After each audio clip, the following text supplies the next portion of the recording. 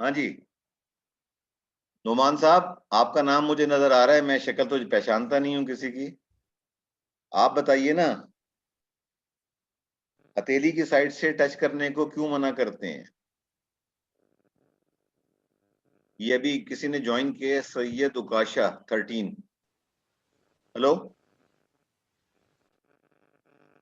गालिब, क्या बात है भाई, सारे लोग खामोश हो गए हैं, या तो मेरी आवाज नहीं जा रही है, आपकी आवाज मुझे नहीं आ रही है। सर आ रही है सर आपकी नहीं आवाज। सर, आपकी आवाज आ रही है सर। तो भाई मैं सवाल कर रहा हूँ, खुदा के वास्ते मुझे जवाब दो। अच्छा, नहीं सर सर, वो आप नमान से कर रहे थे तो हम समझे सिर्फ नमान से ही कर रहे हैं। नहीं नहीं, तो आप में से कोई बताए ना मुझे, मैं आपसे एक सवाल कर रहा हूँ बुनियादी तौर पे कि आप गए हो फैक्ट्री में काम करने, पहला जो चीज आपको बताई जा रही है कि भाई कोई भी एक तो रनिंग टाइट कपड़े पहनना, लूज कपड़े मत पहनना, ये बुनियादी बातें आपको बताई जाती है ना कि आप शॉप फ्लोर पे जा नहीं सकते जब तक आपके कपड़े आपने ओवरऑल ना पहना हो या पैंट शर्ट में ना हो, टाई मत लगाओ। ये चीजें आपको बताई जाती है ना। साथ साथ एक चीज आपको ये बताई जाएगी, रनिंग इक्विपमेंट जो भी है उसको अगर आपने चेक करना है तो कभी भी अपनी हथेली की तरफ से मत करो। क्यों? सर सर इस सर को स्किन फिजिकल डैमेज सेंसिटिव। हो सकता है सर। जी सर सर सर अगर बोलो सर बोलो, मैं हथेली सुन की रहा स्किन हूँ। सेंसिटिव हथेली हथेली की की स्किन स्किन सेंसिटिव सेंसिटिव होती है होती सर। है, बिल्कुल। हथेली बात ये है कि आपके हाथ की जो बैक साइड है ना, ये हमेशा धूप को एक्सपोज होती है। एम्बिएंट टेम्परेचर जहाँ 40, 42, 45 होता है, तो इसकी तो स्किन को आदत है। लेकिन अल्लाह ताला ने आपकी स्किन इस तरीके से बनाई है कि आपके बैक हाथ की जो बैक साइड है वो 65 डिग्री सेंटीग्रेड तक बर्दाश्त कर सकता है। अगर जिस चीज को आप बैक साइड से छू रहे हैं और आपको लगे कि ये मुझे जलन महसूस हो रही है, इसका मतलब ये है कि वो टेम्परेचर जो है 55 से एक्सीड कर चुका है, 65 से ऊपर जाएगा ना, तो आप हाथ रखते ही अपना हाथ खींच लेंगे, इतनी आपको तकलीफ महसूस होगी। ये कुदरत का एक निजाम है जो हमारी बॉडी में उसने बिल्ड किया हुआ है। तो यही चीज आपको सिखाई जाती है कि नेवर टच एनीथिंग रनिंग, जिसका आपने टेम्परेचर देखना हो कैसी चल रही, हथेली की साइड से ना करो कि ये 25-30 डिग्री का टेम्परेचर भी बर्दाश्त नहीं कर सकती, आपके हाथ में छाला पड़ जाएगा। हाथ के बैक की स्किन जो है वो बड़ी मजबूत होती है अल्लाह ने, क्योंकि वो धूप को एक्सपोज होती है ना हर वक्त, तो उससे आप उसको चेक कर लेते हैं। इक्विपमेंट हीट होने के जो मैंने अभी आपको बात कर रहा था कि अब्बा ने आगे कहा कि जी मोटर हीट हो रही है, देख लो अब्बा आपको क्या बता रहे हैं कि ये मोटर नॉर्मली जिस टेम्परेचर पे चलती है उस टेम्परेचर के ऊपर नहीं चल रही है, मुझे ये लग रहा है कि इसके अंदर कुछ गड़बड़ है। तो आप बुला के चेक कराते हैं। अब आप में से बहुत सारे लोगों ने रीजन बनाया कि जी पानी का फ्लो आ जाएगा, ये हो जाएगा। बुनियादी बात क्या होती है, नॉर्मली क्या होता है कि उसके अगर बियरिंग वगैरह में फ्रिक्शन बढ़ गई है ना, वो उसको हीट करते हैं। फ्रिक्शन की वजह से हमेशा टेम्परेचर बढ़ता है, जब तक कि फ्रिक्शन नहीं होगा ना, अगर कोई भी चीज, लुब्रिकेशन का आपने कॉन्सेप्ट पढ़ा होगा ना, क्यों चीजों को लुब्रिकेट किया जाता है? सिर्फ इसलिए कि जो हीट सर जनरेट ताकि हो फ्रिक्शन सर रही है, करने के फ्रिक्शन लिए, लेस कर सकते। फ्रिक्शन रिड्यूस करने के लिए, फ्रिक्शन रिड्यूस करने, फ्रिक्शन फ्रिक्शन फ्रिक्शन होने से रिड्यूस। क्या होता है? टेम्परेचर बढ़ जाएगा ना। अगर आपने सर्दियों में अभी थोड़ी, यस अभी सर। तो कराची में सर्दी पड़ी नहीं है यस ना सर। आफरीदी साहब, कराची में तो भी सर्दी पड़ी नहीं है, लेकिन आपने देखा होगा सर्दियों में अक्सर लोग अपने दोनों हाथों को रगड़ते हैं। क्यों रगड़ते हैं? यस सर, हीट जनरेट करते हैं ना, जब आपस ताकि में दो सर चीज आप फ्रिक्शन रगड़ते हाँ हैं। सर। यस यही सर। चीज मशीनरी के अंदर होती है, दो पार्ट्स हैं एक दूसरे के, एक गियर है ना, वो एक गियर दूसरे गियर के अंदर चल रहा है। अगर उसके दरमियान एक फिल्म नहीं होगी लुब्रिकेंट की, तो क्या होगा? वो गर्म हो जाएगा, गर्म होकर दोनों आपस में वेल्ड हो जाएंगे, पूरा फेलियर हो जाएगा ना। Yes yes sir. Sir, failure हो जाएगा। फेलियर हो जाएगा ना। यही चीज मैं आपको बता यस रहा सर। हूँ, इंडस्ट्री में जब आप जाओगे ना, तो आपको इन चीजों का सामना करना पड़ेगा, इन चीजों को फेस करना पड़ेगा, इनको देखना पड़ेगा। तो अच्छा, बात हम कर रहे थे किताब लिखने की। किताब लिखने में अलग वही होता है टेक्निकल। अगर आप देखें, अच्छा पहली बात तो ये कि आपने जितनी टेक्निकल किताबें देखी हैं, आपको कोई एक किताब नजर आई है कि जिसके ऊपर सिंगल ऑथर हो? No sir, no sir. पहले होता था, आज से 40 साल पहले, 30 साल पहले एक आदमी किताब। लेकिन आज इतनी रिसर्च की एडवांसमेंट हो गई कि एक आदमी एक टॉपिक को पूरा नहीं कवर कर सकता, तो 2 या 3 आदमी मिलकर किताब लिखते हैं, उसमें वो एरिया डिवाइड कर लेते हैं, एरिया ऑफ देयर एक्सपर्टीज, उसके ऊपर वो किताब लिख के छापते हैं। मैं आपको कभी मशवरा नहीं दूंगा कि अगर आप अपनी रिसर्च के अंदर ना किताब पे भरोसा करें। किताब आपकी बेसिक नॉलेज के लिए होती है, रिसर्च के लिए आप जर्नल्स में जाएं। किताब के अंदर जो इन्फॉर्मेशन होती है ना, टेक्निकल इन्फॉर्मेशन, वो कम से कम 3 से 5 साल पुरानी होती है। आजकल जो है हर साल रिसर्च का क्वांटम डबल हो रहा है। जितनी रिसर्च पूरी दुनिया में हो रही है ना, तो उसके लिए बेहतर आपके लिए यही होता है कि आप पब्लिश रिपोर्ट या जर्नल्स को अगर आप कंसल्ट करेंगे ना अपनी रिसर्च के अंदर, तो you will be very successful. उन किताबों को आप जरूर पढ़ें, वो आपकी बेसिक नॉलेज के लिए होती हैं। बेसिक नॉलेज जब आप करेंगे, वो आपके काम आएंगी वो किताबें बेस बनाने के अंदर। लेकिन उसके ऊपर जो सीढ़ियां देती है ना, वो आपको रिसर्च जर्नल देते हैं, दूसरी किताबें देती हैं, उनके जरिए आप अपने। तो भाई ये तो बात हो गई टाइप्स ऑफ रिपोर्ट्स के ऊपर। अब आप आ जाइए टेक्निकल रिपोर्ट्स कितनी होती हैं। मैं इसकी बात खत्म कर दूंगा, क्योंकि टेक्निकल रिपोर्ट्स की 10 टाइप्स होती हैं जो आपको किताबों में मिलती है ना। ठीक है ना। एक कहलाते हैं प्री प्रिंट।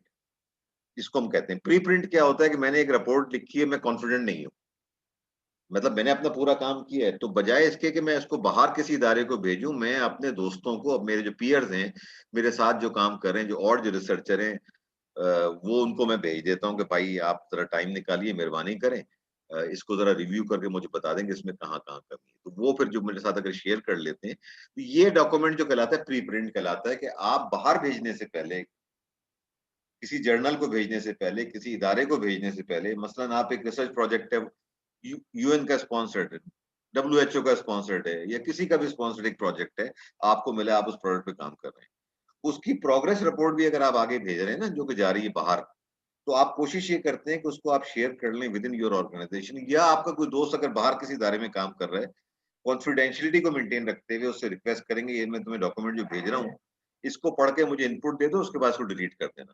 तो ये कहलाता है प्री प्रिंट।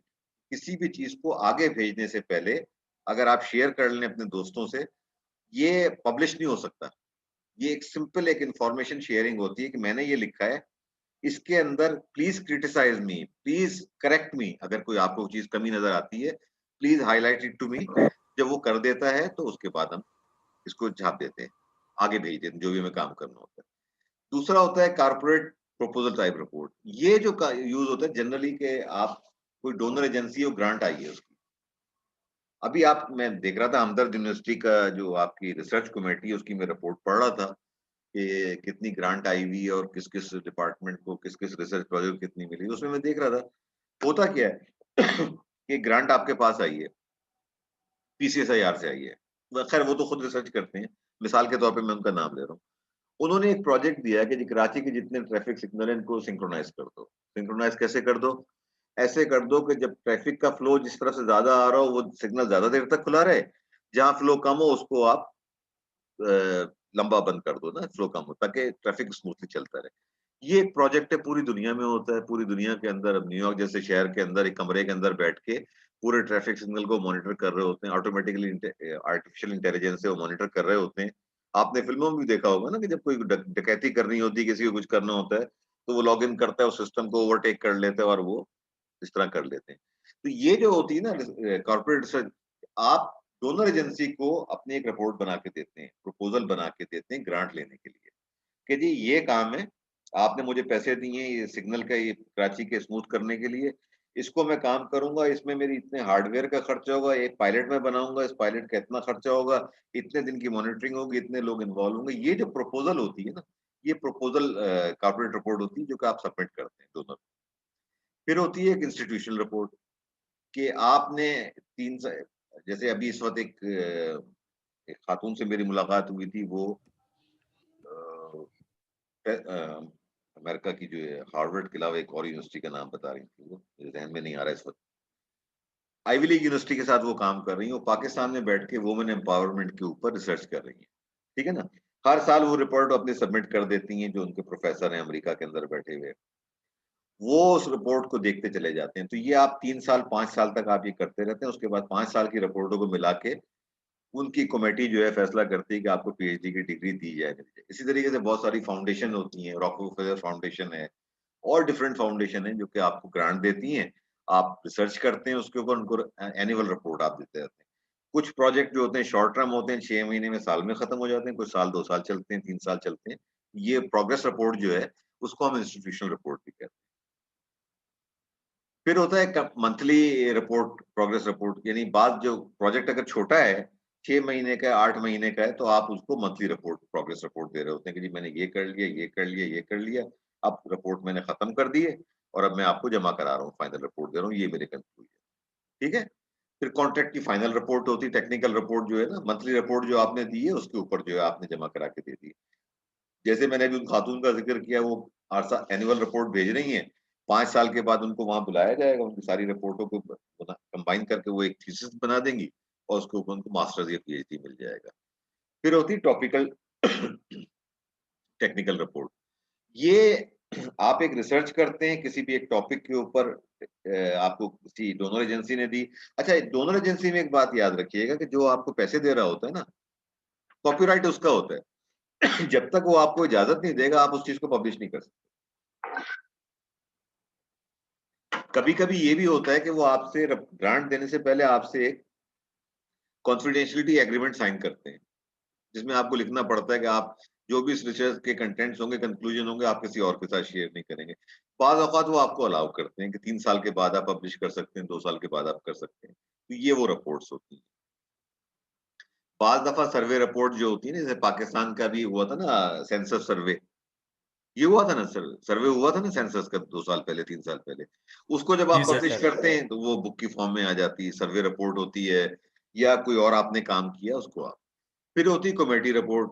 मिसाल के तौर पे भी आपको याद होगा कुछ साल पहले नॉर्दर्न बाईपास के ब्रिज जो है उसके अंदर कोई मसला आया था, गिर पड़ गया था, बंदे की हलाकत हो गई थी, लोग मर गए थे। तो उसकी जो रिपोर्ट होती है उसमें कमेटी बनी थी जिसमें एनईडी के इंजीनियर्स भी थे और दूसरे इदारों के इंजीनियर्स थे, एनईडी के प्रोफेसर थे। उन्होंने जाके एक रिपोर्ट बनाई और उन्होंने बताया कि जी अच्छा, ये जरूरी नहीं कि एक्सीडेंट की रिपोर्ट हो, ये रिपोर्ट कोई रिसर्च प्रोजेक्ट की भी रिपोर्ट हो सकती है। तो कमेटी टाइप की रिपोर्ट जो होती है ना, कमेटी बैठ जिसमें 4 या 5 आदमी हैं, वो बैठ के एक रिपोर्ट बनाते हैं, हर आदमी अपने जिम्मे मुख्तलिफ काम ले लेता है, उसको हम करते रहते हैं। आखिरी 2 रिपोर्टें, हाँ हाँ, कॉन्ट्रैक्ट हो गया 8 हो, बस यही है। ठीक है ना। तो टेक्निकल रिपोर्ट्स को जो यूज करने का मकसद क्या होता है, कस्टमर को, कोलीग्स को, मैनेजर्स को आप टेक्निकल इंफॉर्मेशन शेयर कर रहे होते हैं। ठीक है ना। और ये इसकी डेफिनेशन है, used to document the equipment procedure used in testing और रिसर्च, ये सारी चीजें करने के लिए आपको इस्तेमाल होती है। अच्छा भाई, अब आपके हो गए 56 मिनट। ठीक है। आखिरी 5 मिनट के अंदर आपके जो भी सवाल है आप मुझसे पूछिए, वरना मैं आपके लिए एक सवाल छोड़ के जा रहा हूँ। इस दफा मैं 3 नाम दूंगा और मैं नाम अपने पास नोट कर रहा हूँ ताकि अगली दफा वो तीनों मुझे उसका जवाब दें। मैं एक सवाल छोड़ के जाता हूँ और क्लास के आखिर के अंदर।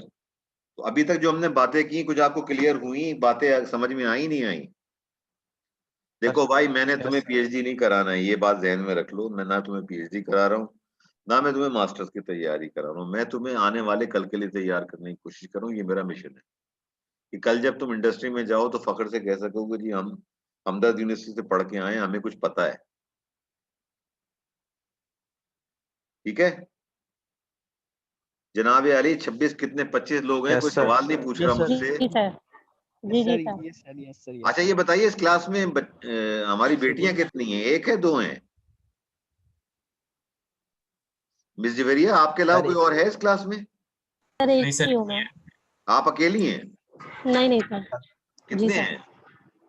क्योंकि आज तक मैं सिर्फ आप ही का नाम देख रहा हूँ, कोई और बच्ची नहीं आई है इस क्लास के अंदर। सर यही है। जी सर, मैं एक ही लड़की हूँ क्लास अच्छा, आप अकेली हैं, ठीक है। तो इस दफा सवाल आपसे नहीं है। में। जी। ये बाकी जो हजरात बैठे हुए हैं ना, एक तो नोमान साहब का नाम मुझे याद रह गया है, अभी मैंने, ये उनकी बदकिस्मती है कि उनका नाम आ गया था मेरे सामने। नोमान साहब आप मौजूद हैं? अब्दुल बासित साहब? Yes sir. अच्छा, दूसरा नाम मैं ले रहा हूँ जनाब उसामा साहब, 13482017, मौजूद हैं? जी सर। अच्छा, दूसरे आफरीदी साहब जी मौजूद सर। हैं? आफरीदी साहब मौजूद हैं? Present. जी आफरीदी साहब Yes sir, present. प्रेजेंट हैं। अच्छा, मैं आपसे एक सवाल कर रहा हूँ, रेलवे ट्रैक देखा है आपने? बिल्कुल देखा सर। देखा है ना। पहला, आफरीदी साहब Yes, sir. आपने अगली Yes, sir. क्लास में हम सबसे 2 मिनट में शेयर करना है, रेलवे ट्रैक बनाने के लिए कौन सा स्टील इस्तेमाल होता है। ये एक खास क्लासिफिकेशन स्टील की होती है, ये आप जरा इस पे रिसर्च करेंगे, ठीक है?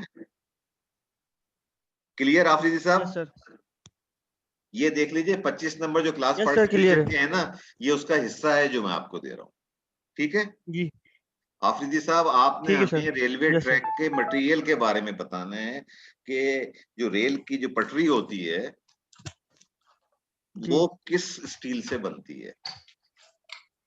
ओके, सही सर, ये आपका यस असाइनमेंट सर, है। अब्दुल बासित साहब, ठीक, आपके लिए मैं एक सवाल छोड़ रहा हूँ और आपने Yes, अकेले sir. ने आपने बताना है ये नहीं, पहले दूसरा तीसरा ठीक नाम है, मैंने सर। किसका लिया था? उसामा साहब। उसामा साहब, जी सर, आपने हमें 2 मिनट में बताना है पाकिस्तान के अंदर जो रेल की लेंथ है ना, रेल कराची जी से जी चलती है पेशावर तक जाती है ना, लंडी कोतल तक जाती है, इसकी टोटल लेंथ जी कितनी? जी, ये गूगल से फासला नाप करके नहीं बताना ये मुझे, क्योंकि ब्रांच लाइनें भी जा रही ठीक है होती है सर, ना, छोटे शहरों को भी जा रही होती हैं। ठीक है सरगोजा जो सर, ट्रेन जा रही होती है वो मेन लाइन पे नहीं होती है ना। ये आपका असाइनमेंट है, ठीक है? ठीक है सर, और बासित साहब, आपको मैं ठीक बिल्कुल है, डिफरेंट असाइनमेंट दे रहा हूँ, ये लॉजिकल थिंकिंग का, बाकी सब भी सुन लें। ठीक है, सर। बासित दिए साहब, बिल्कुल। आप एक ट्रेन चला रहे हैं, चला रहे आप हैं, ट्रेन हाँ, के बिल्कुल। ड्राइवर हैं, ट्रेन के इंजन पे आप बैठे हुए हैं, इंजन का कंट्रोल आपके ठीक है, पास है, ठीक है? ठीक है। आपने अक्सर देखा होगा कि ट्रेन की पटरी जो होती है सीधे चलते चलते एक ब्रांच लाइन भी होती है, कभी कभी ऐसे करते हैं कि ब्रांच लाइन निकाल के और आगे ले जाके स्टॉपर लगा दिया जाता है, वो डेड ट्रैक कहलाता है, इसको रेलवे की इस्तेलाह में डेड ट्रैक कहते हैं, ठीक है ना? एक मेन ट्रैक अच्छा। होता है जिसमें ट्रेन आती है और एक उससे ब्रांच निकल रही होती है, वो आगे 100 मीटर 150 मीटर जाके होती है, रेल की पटरी है। वो कभी कभी उसको यूज करते हैं कि गाड़ी के अगर आपने रिवर्स करना है या इंजन को ले जाना है, ये डेड ट्रैक होता है, ठीक है? अब आप ट्रेन के ऊपर आ रहे हैं, मेन आप चलते चले आ रहे हैं, मैं अब वीडियो ऑन कर रहा हूँ जरा आपको ये 1 मिनट के लिए समझाने के लिए। ठीक है, सर।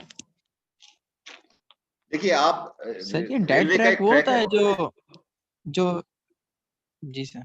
जी, रेलवे का एक ट्रैक है सर, ना, वो जो डेड ट्रैक ये कहला अक्सर ये होता है कि डेड रेलवे ट्रैक से, मेन ट्रैक से एक छोटी सी ब्रांच निकाल के 100-200 मीटर तक एक्सटेंड कर देते हैं। उसका मकसद क्या होता है कि खुदा ना खास्ता अगर इंजन का फेलियर हो जाए, कोई अगर आपने रिवर्सल करनी है, कुछ करना है, तो आप उसको रिवर्स करके लेके आए, वहां ले जाएं, उस ब्रांच ले जाएं और वहां से फिर आप उसको जो कुछ भी करना है कर लें। डेड ट्रैक दिए जाते हैं रेलवे ट्रैक के साथ। अब उसामा साहब, आपका सवाल बड़ा टेक्निकल है, आप इंजन के ड्राइवर हैं, सर, ठीक है? आपसे रिपीट कर सर। आपका मेरा ख्याल सिग्नल इश्यू हो रहा है, या तो मेरा हो रहा होगा। अच्छा, मैं ये कह रहा हूँ कि आप एक रेलवे के वॉइस चले मैं वीडियो ऑफ कर देता हूँ आपको आवाज को बेहतर करने के लिए। देखिए, आप एक रेलवे के ट्रेन चला रहे हैं, आप आ रही है आवाज आपको? ठीक है, सर। मैं आप बिल्कुल। ट्रेन चला रहे हैं, ट्रेन यस का सर, यस कंट्रोल सर। आपके हाथ में है। एक मेन ट्रैक है जिस पर ट्रेन चल रही है और एक डेड ट्रैक है, आपको नजर आ रहा है दूर से, आपकी विजन जो होती है तकरीबन 1 मील की होती है, 1 मील आगे तक आप देख रहे हैं। आपकी स्पीड है 60 miles per hour, right?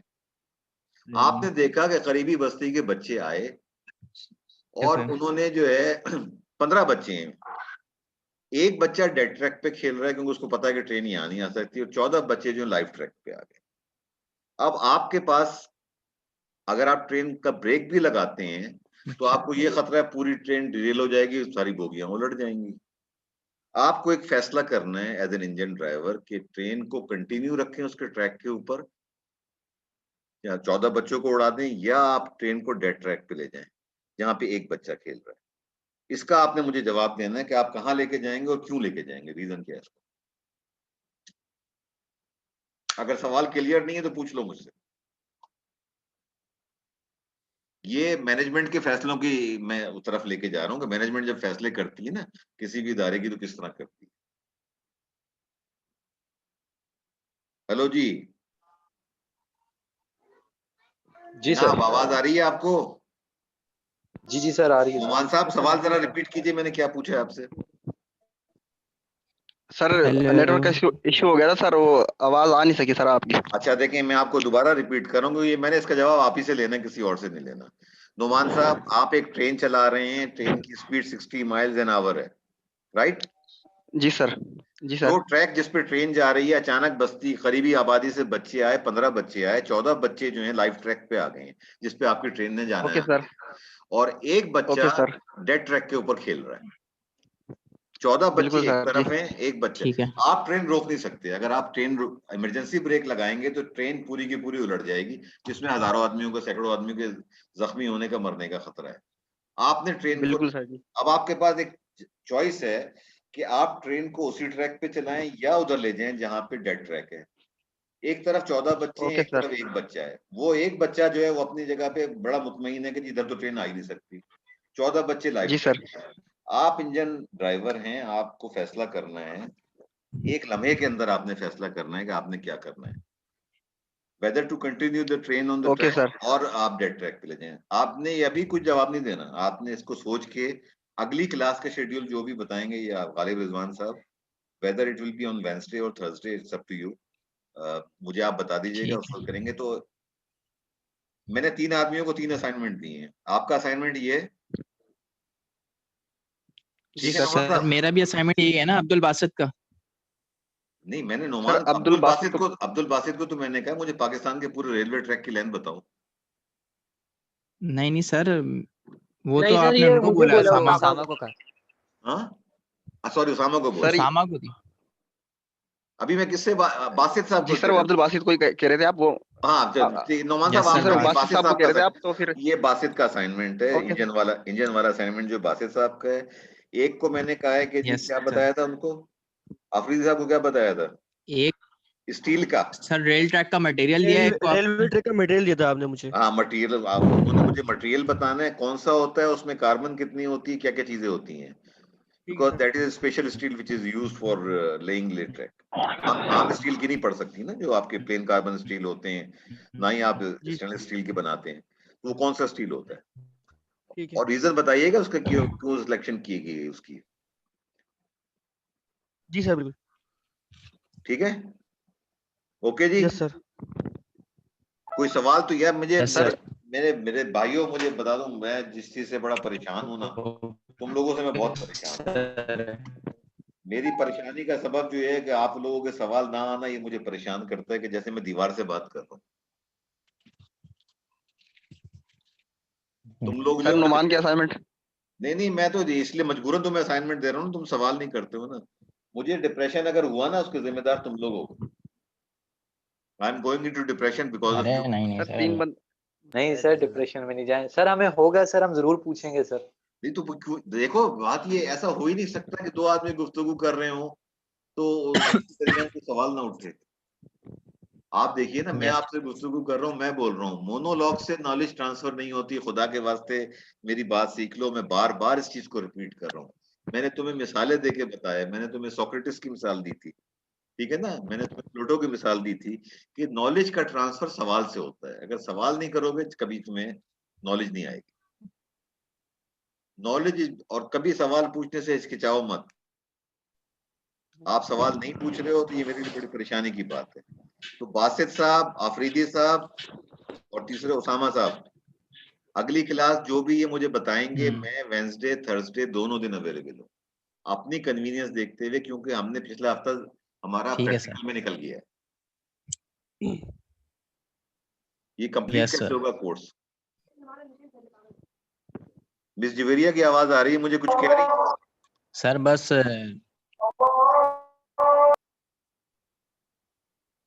Hello, sir हो जाएगा सर, इंशाल्लाह कुछ लाइन बना चलिए के। सर ठीक हो है, मैं जाएगा मैं इंशाल्लाह। लॉग आउट कर रहा हूँ। बहुत शुक्रिया आप लोगों का, थैंक यू वेरी मच।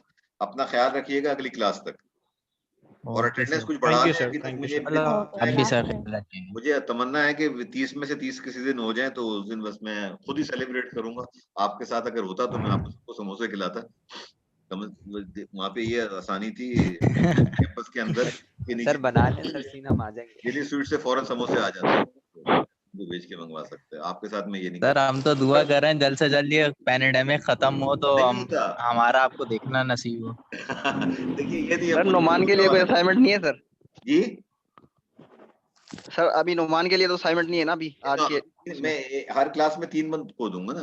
पिछले 3 में से 2 तो आए नहीं है। एक बीबी ने बताया, बहुत अच्छा बताया है। नहीं नुमान आपके लिए कोई नहीं है। Okay okay okay. नहीं, अब मैं आप सोच के रखूंगा ना। अभी आज मैंने 3 असाइनमेंट सोचे थे ना आपके लिए, वो मैंने आज 3 को बता दिए। अगली क्लास में आपको बताऊंगा। और अगर मैं मैं किसी तो यही को नहीं पूछ रिपीट रहा। कर जाऊं नाम ना क्यों, तो फिर आप मुझे बता दें कि जी मैं कर चुका हूं assignment. Okay. Okay sir. Okay जी, अल्लाह हाफिज, अपना ख्याल रखिएगा। Thank you. अल्लाह हाफिज़ सर। अल्लाह थैंक यू सर। अल्लाह अल्लाह हाफिज़। हाफिज़।